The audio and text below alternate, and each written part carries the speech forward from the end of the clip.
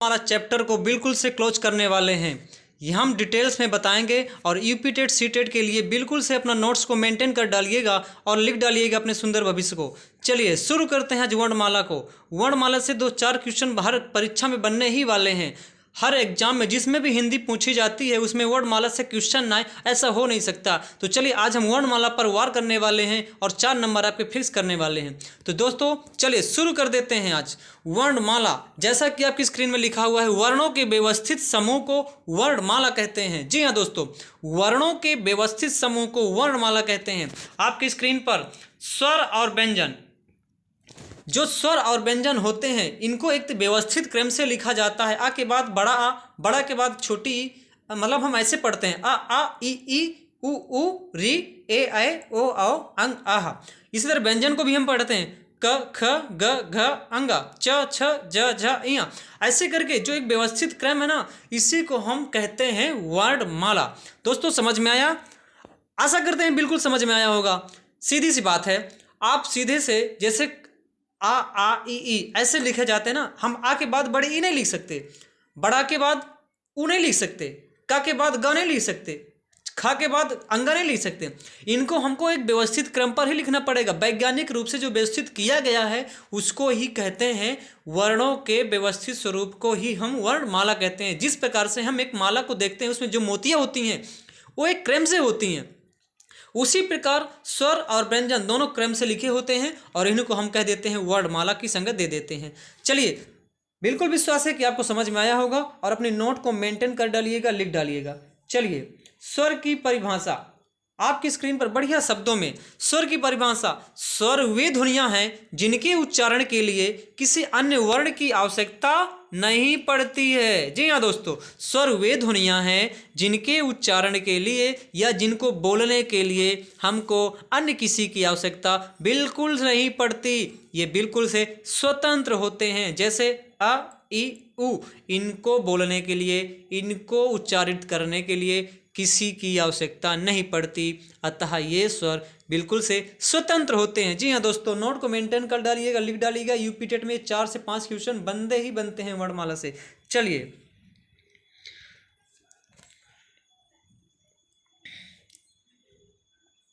मूलतः स्वरों की जो संख्या है वह 11 होती है। यदि इसमें हम अंग और आहा को, जिन्हें हम अयोगवाह कहते हैं, अगर इनको शामिल कर देते हैं तो ये 13 हो जाती है इनकी संख्या। आपकी स्क्रीन पर आ से लेकर आह तक लिखा हुआ है और हम इनको मूल स्वर मानते हैं, और जब अंग और आहा को इसमें शामिल कर देते हैं तो ये हो जाते हैं टोटल 13। नोट मेंटेन कर लीजिए दोस्तों। स्वर के प्रकार, अब हम आते हैं आपकी स्क्रीन पर स्वर के प्रकार। कितने स्वर होते हैं बताइए, कितने स्वर होते हैं? स्वर के प्रकार, स्वर के जो प्रकार होते हैं मित्रों वो होते हैं 3 प्रकार के। एक ह्रस्व, एक दीर्घ और एक प्लुत होते हैं। कौन कौन से दोस्तों? एक होता है ह्रस्व, एक होता है दीर्घ और एक होता है प्लुत। ये 3 प्रकार के स्वर हर परीक्षा में पूछे जाने वाले सवाल हैं। हम आगे बढ़िए, स्लाइड बनाई हुई है, बिल्कुल से समझ में आएगा आपको। चलिए बढ़ते हैं आगे, समझिएगा। स्वर के जो प्रकार होते हैं 3 प्रकार के होते हैं, ह्रस्व स्वर, दीर्घ स्वर और प्लुत स्वर। ओके दोस्तों, समझ में आया? चलिए बढ़ते हैं आगे। आपकी स्क्रीन पर स्वर के प्रकार, ह्रस्व स्वर, दीर्घ स्वर, प्लुत स्वर। बढ़िया नोट मेंटेन कर लिएगा। अब बताइए, जो ह्रस्व स्वर है, जो दीर्घ स्वर है, प्लुत स्वर है। ह्रस्व स्वर में हम इनको जब उच्चारित करते हैं ना तो इसमें हमको 1 मात्रक समय लगता है। कितने मात्रा का? 1 मात्रक समय लगता है। जय हिंद, वंदे मातरम। दोस्तों आपके माता पिता को जय हिंद लिख डालिएगा अपने सुंदर भविष्य को, अपनी नोट मेंटेन कर डालिएगा। और यूपी टेट सुपर टेट के लिए बढ़िया से सीरीज हम शुरू कर रहे हैं। हिंदी, पर्यावरण, कंप्यूटर, जीवन कौशल, मनोविज्ञान, शिक्षण विद्या, सब कुछ पढ़ाएंगे दोस्तों। कंफर्म हुआ? ह्रस्व स्वर, दीर्घ स्वर, प्लुत स्वर। चलिए अब ह्रस्व स्वर कहते किसे हैं? बढ़िया सा वीडियो है दोस्तों, बिल्कुल से पसंद आना चाहिए और अपने मित्रों को जरूर शेयर कर देना ताकि वो भी कुछ हेल्प ले सके इस वीडियो से। 1 मात्रा का समय जिस पर लगता है, 1 मात्रा का समय लगने वाले को ह्रस्व स्वर कहते हैं। एक मात्रा का लगने वाला समय मित्रों, जिसको बोलने के लिए हमको एक मात्रा का समय लगे, उसे हर्ष स्वर कहते हैं। अ ई उ री, ये सभी मतलब जो छोटे वाले हैं ना, उनमें सभी हर्ष स्वर होता है। समझ में आया? चलिए, दीर्घ स्वर, ऐसे स्वर जिनमें दो मात्रा का समय लगता है। कैसे स्वर? जिनमें दो मात्रा का समय लगता है, उन्हें दीर्घ स्वर कहते हैं। जैसे आ, ई, उ, ए, ओ, औ। जी हाँ मित्रों, इनको हम उच्च आवाज में बोलते हैं। थोड़ा सा जो पहले के स्वर होते हैं छोटे वाले, उससे थोड़ा बड़े मतलब बड़े मात्रा में होते हैं। इनको बोलने के लिए हमको थोड़ा ज़्यादा मात्रा में आवाज़ निकालनी पड़ती है, तो इसलिए इसको बोलते हैं जिनमें दो मात्रा का समय लगे, उसे हम दीर्घ स्वर कहते हैं। समझ में आया? चलिए, ऐसे स्वर जिसमें तीन मात्रा का समय लगता है, उसको कहते हैं प्लुत स्वर। जैसे ओम। समझ में आया? ऐसे स्वर जिसमें तीन मात्रा का समय लगता है, उसे प्लुत स्वर कहते हैं। प्लुत स्वर किसे कहते हैं? वे स्वर जिनके उच्चारण में दीर्घ स्वर से भी अधिक समय यानी तीन मात्रा का समय लगता है, उसे प्लुत स्वर कहते हैं। इसका प्रयोग सदैव पुकारते समय किया जाता है। जैसे कोई दूर में खड़ा है और हम यहाँ से पुकार रहे हैं, राम, ओम, सुनो, ऐसे। चलिए सर, आपका खत्म हो गया। अब हम आते हैं व्यंजन में। व्यंजन, व्यंजन वे होते हैं जिनको उच्चारित करने के लिए हमें स्वरों की सहायता लेनी पड़ती है। बिना स्वर के हम व्यंजन को नहीं बोल सकते। जिन वर्णों के उच्चारण में स्वरों की सहायता लेनी पड़ती है, उन्हें व्यंजन कहते हैं। क्या कहते हैं मित्रों? व्यंजन कहते हैं। कमेंट करिएगा कैसा लगा वीडियो। अगर अच्छा लगा हो तो जय हिंद जरूर लिखिएगा। जैसे हमको क बोलना है, क, तो हमको उसमें जो क है ना, उसमें जो हलंत वाला क है, मतलब कि आधा का, और उसमें आ को जब दोनों को ऐड करेंगे तभी हमारा पूरा क बनेगा। जैसे आपकी स्क्रीन पर ये बताया हुआ है, ये देखिए, जो का है ये हलंत वाले का यानी हाफ का, आधा का जिसको बोलते हैं, और आप आ मिल करके, ये दोनों मिल करके हमको का बनाता है। इसी तरह खा है, खा में आधा खा यानी हलंत वाला खा और आ मिल करके खा बनाता है। इसी तरह गा है, गा में हलंत गा और आ मिल करके गा बनाता है। समझ में आया? चलिए, सभी व्यंजन वर्ण हल प्रत्याहार के अंतर्गत आते हैं। बहुत मोस्ट इंपॉर्टेंट पॉइंट है ये अनेक बार परीक्षा में पूछा गया है कि जो व्यंजन है वो किस प्रत्याहार के अंतर्गत आते हैं, तो वो आते हैं हल प्रत्याहार के अंतर्गत। और इनकी संख्या पूछ ली जाती है दोस्तों। जी हाँ, इनकी संख्या पूछ ली जाती है, याद रखिएगा 33। स्वरों की संख्या कितनी? 11। और जब अंग और आह यानी आये हुआ को मिला देते हैं तो 13। लेकिन जो व्यंजन है इनकी संख्या 33। चलिए आगे बढ़ते हैं। ये देखिए पूरा स्ट्रक्चर आपकी स्क्रीन पर हम लाए हुए हैं। जो वर्णमाला है ये दो भागों में बांटा है, एक स्वर में और एक व्यंजन में। तो जो ह्रस्व स्वर है उसको हमने बता दिया, ऊपर कंफर्म कर दिया। जो दीर्घ स्वर है उसको भी हमने ऊपर बता दिया। जो ह्रस्व में है वो 4 वर्ण आते हैं छोटे वाले, जो दीर्घ है उसमें 7 वर्ण आते हैं सभी बड़े वाले। अब देखिए व्यंजन, जो व्यंजन है ना, इसके देखिए टाइप देख लीजिए आपकी स्क्रीन पर। सारे टाइप्स, स्पष्ट व्यंजन, अंतस्थ व्यंजन, ऊष्म व्यंजन, आगत व्यंजन, संयुक्त व्यंजन। बहुत मोस्ट इंपॉर्टेंट चैप्टर है ये। इससे 4 या 5 क्वेश्चन बनने ही वाले हैं। तो अपनी नोट को उठा डालिएगा और अपने सुंदर भविष्य को लिख डालिएगा अपने हाथों से। स्वर कंफर्म हो गया। अब व्यंजन हमने कंफर्म कर दिया। अब व्यंजन के प्रकार बता रहे हैं, समझिएगा। स्पर्श व्यंजन, अंतस्थ व्यंजन, ऊष्म व्यंजन, आगत व्यंजन और संयुक्त व्यंजन। जो स्पर्श व्यंजन होते हैं ना मित्रों, बहुत ही आसान होते हैं। क से लेकर के मा तक 25 होते हैं। कितने होते हैं? 25। लेकिन जो इसमें देखिए ड और ढा ये उच्छिप्त होते हैं, इसमें इसको शामिल कर लिया गया है, ये 27 हो गए। लेकिन जो स्पर्श व्यंजन की संख्या होगी वो 25 होगी। जो +2 है ना, ये आपके उच्छिप्त व्यंजन होंगे। समझ में आया? चलिए, अंतस्थ व्यंजन ये 4 होते हैं। कितने होते हैं? 4 होते हैं। य, र, ल, व, ये 4 होते हैं टोटल। य, र, ल, व। ओके। ऊष्म व्यंजन जिसको बोलने के लिए हमको ऊष्मा की आवश्यकता पड़ती है, ऊष्मा निकलती है मुंह से, उसको हम ऊष्म व्यंजन कहते हैं। श, श, श, हा 4 वर्ण। आगत व्यंजन ज और फा, ये फारसी वाले होते हैं शायद। संयुक्त व्यंजन छत्र ज्ञ, ये दोस्तों आपको बिल्कुल से नोट में लिख डालिएगा। इससे क्वेश्चन 100 में 100% बनने वाला है। 100% बनने वाला क्वेश्चन, और हर परीक्षा में जिसमें हिंदी आती है और वर्णमाला से क्वेश्चन ना बने तो बेकार है। चलिए, जो स्वरों की संख्या हमने 11 बताया, जो व्यंजनों की संख्या हो जाएगी वो 41 हो जाएगी इनको लगा करके। ठीक है दोस्तों। और जो टोटल वर्णमाला की संख्या होगी ये हो गई 52। कितनी होगी? 52। चलिए आगे बढ़ते हैं। बहुत ही मोस्ट इंपॉर्टेंट पॉइंट, अल्प प्राण और महाप्राण। बहुत कंफ्यूजन होता है लोगों को, लेकिन आज हम कंफ्यूजन को बिल्कुल से खत्म कर देंगे। क्या कर देंगे? खत्म कर देंगे। हाँ मित्रों, बिल्कुल सही सुना आपने। अपने दोस्तों को जरूर शेयर करिएगा और जरूर से जरूर वीडियो को लाइक कर दीजिएगा, कमेंट करिएगा कैसे वीडियो लगा। अल्प प्राण और महाप्राण क्या होते हैं? अल्प प्राण महाप्राण बताइए थोड़ा सा।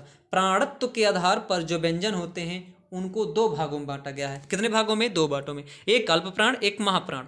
जो अल्प प्राण होते हैं ना, इसमें ये जो वर्ग होते हैं, वर्ग जानते हैं ना, वर्ग में 5 अक्षर क ख ग घ अंगा, इसको हम का वर्ग बोलेंगे। च छ ज झ यहाँ इसको चा वर्ग बोलेंगे। लेकिन जो वर्ग का क्या, वर्ग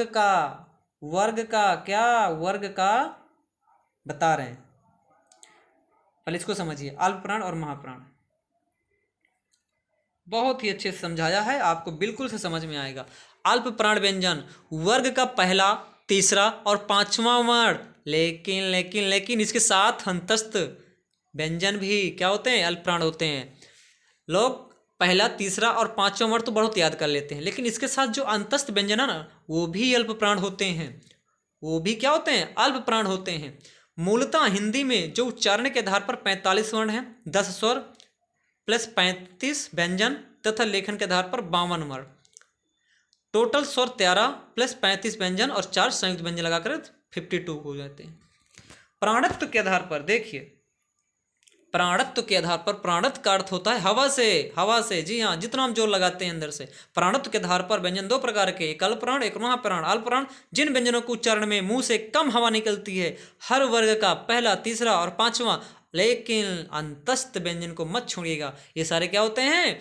अल्प प्राण होते हैं। इसकी ट्रिक समझिए, 1 3 5, इसे 1 3 5 का नियम अर्थात विषम संख्या वाले व्यंजन कहते हैं। क च ट त प पहला,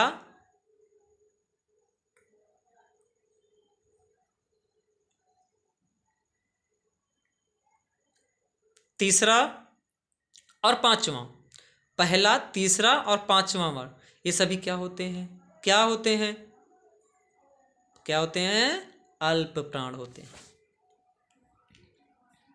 महाप्राण, आपकी स्क्रीन पर महाप्राण व्यंजन वर्ग के दूसरे और चौथे वर्ण को, लेकिन इसके साथ ऊष्म व्यंजन को भी क्या कहते हैं? महाप्राण कहते हैं। आइए महाप्राण को बढ़िया आसान से हम समझते हैं। इसमें देखिए आपकी स्क्रीन पर महाप्राण जो होते हैं दोस्तों, वो वर्ग का, अभी जो वर्ग आपको हमने बताया है, किसे कहते हैं? वर्ग का दूसरा और चौथा। अल्प प्राण पहला, तीसरा और पांचवा, लेकिन जो महाप्राण वो दूसरा और चौथा, लेकिन इसके साथ ऊष्म व्यंजन भी स श स हा, ये सभी लगा करके क्या बनते हैं? महाप्राण बनते हैं।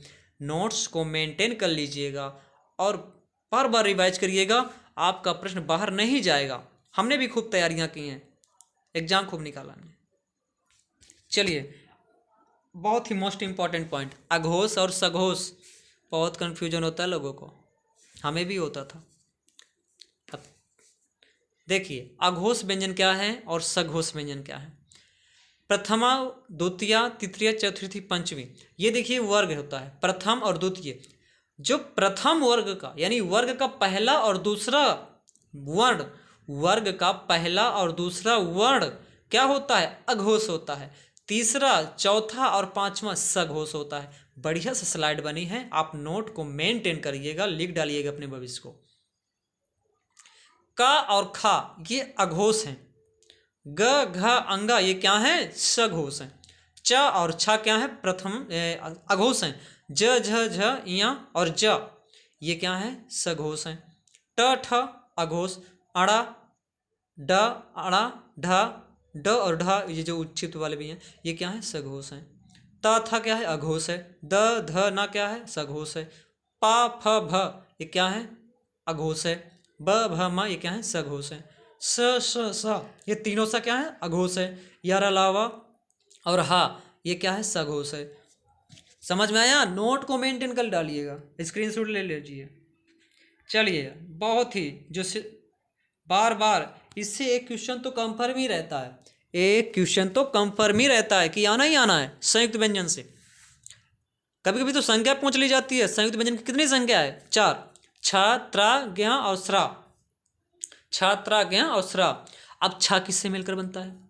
हलंत वाला का और खा खटकोड़ा वाला का, शुद्ध अक्षर में बोल रहे हैं हम।